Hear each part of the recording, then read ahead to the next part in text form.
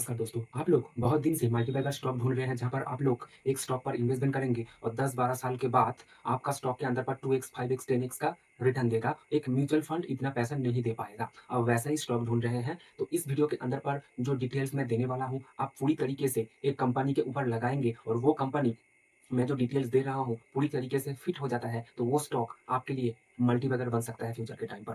तो वीडियो को पूरा एंड तक देखना और चैनल पर नया है तो चैनल को भी सब्सक्राइब कर लेना। तो मल्टीबैगर स्टॉक ढूँढने के लिए आपको एक कंपनी का ऊपर ये जो मैं बता रहा हूँ पूरा आपको अप्लाई करके देखना है। नंबर 1 पर है दोस्तों आपका नेट प्रॉफिट एंड सेल्स, यानी कि एक कंपनी का 1 साल के अंदर पर कितना सेल्स कर रहा है, कितना प्रॉफिट कर रहा है, उसको आपको देखना है। आपका 1 साल के अंदर पर एक कंपनी सेल्स 25% और नेट प्रॉफिट 25% करता है, उससे भी ज़्यादा होगा तो बहुत अच्छा है, तो वो कंपनी आपके लिए अच्छा है, आप उसी कंपनी को लिस्ट पर रख सकते हो।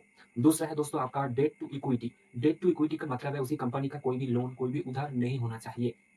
जितना अच्छा लोन उधार नहीं होगा, उतना कंपनी ज़्यादा रिटर्न देगा और फ्यूचर के टाइम पर मल्टीबैगर बन सकता है। तो ये चीज़ को आपको ध्यान देना है, डेट टू इक्विटी 1 से कम रहना है।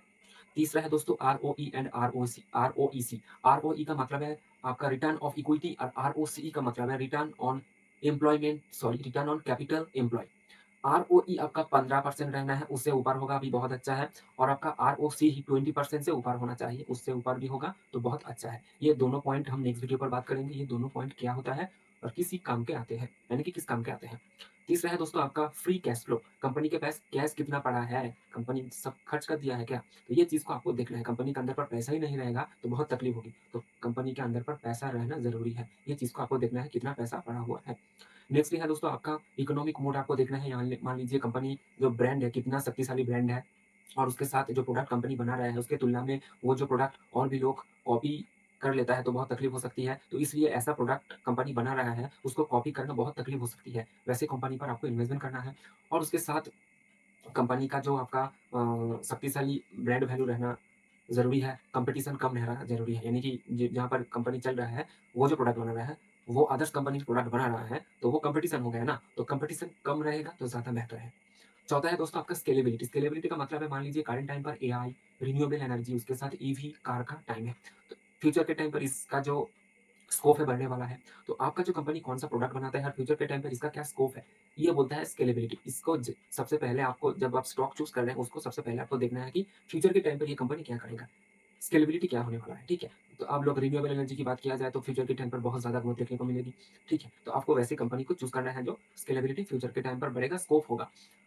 नेक्स्ट है दोस्तों आपका जो भी कंपनी है उसका जो मैनेजमेंट के अंदर पर कोई भी आईनी केस है कि नहीं है, ठीक है? इसको आपको देखना है, कोई भी फ्रॉड वगैरह किया है कि ये सब कुछ आपको देखना है। तो आईनी केस है, कोई भी फ्रॉड किया है तो फ्यूचर के टाइम पे भी फ्रॉड हो सकता है, आईनी केस पर फँस सकता है। तो उसी के टाइम पर बिज़नेस के ऊपर इफ़ेक्ट हो सकता है, आपका पैसा लॉस हो सकता है। तो इसी चीज़ को आपको देखना है, कोई भी आईनी केस नहीं होना चाहिए और आपका कोई भी पिछले पास्ट टाइम का कोई भी बहुत बड़ा फ्रॉड नहीं होना चाहिए, ठीक है? ये चीज़ को आपको देखना है। नेक्स्ट है दोस्तों आपका प्रोमोटर होल्डिंग्स। प्रोमोटर ने 50% होल्डिंग करके रखा है, वैसा स्टॉक आपको चूज़ करके रखना है, उससे ज़्यादा प्रोमोटर ने होल्डिंग करके रखा है, तो और भी अच्छा है। नेक्स्ट है प्लेज शेयर। शेयर प्लेज हो जाता है, ठीक है? प्लेज को आपको डिवाइड कर दिया जाता है। मान लीजिए कुछ-कुछ प्रोमोटर क्या करते हैं, जो शेयर है बैंक को देकर बैंक को बंधक देते हैं, ठीक है? लोन लेने के लिए बैंक को बंधक दे देते हैं, तो ये काम जितना कम होगा उतना अच्छा है अपनी कंपनी के लिए, इसको आपको देखना है। चौथा है दोस्तों पीई रेशियो और पीईजी रेशियो। पीई रेशियो और पीईजी रेशियो आप हम नेक्स्ट वीडियो पर बात करेंगे क्या है, क्या काम करता है। लेकिन आप लोग एनालिसिस जब करेंगे तो आपको इसको इम्प्लीमेंट करना है, जहाँ पर पीई रेशियो 15 से नीचे होना ज़रूरी है, बहुत अच्छा। और 15 होगा चलेगा, 15 से नीचे होगा और भी अच्छा होगा। इंडस्ट्री पीई 15 से 25 के अंदर पर होगा, अच्छा होगा। और नेक्स्टली आपका जो पीईजी रेशियो है वो 1 होगा तो अच्छा है, 1 से नीचे भी होगा और भी अच्छा है।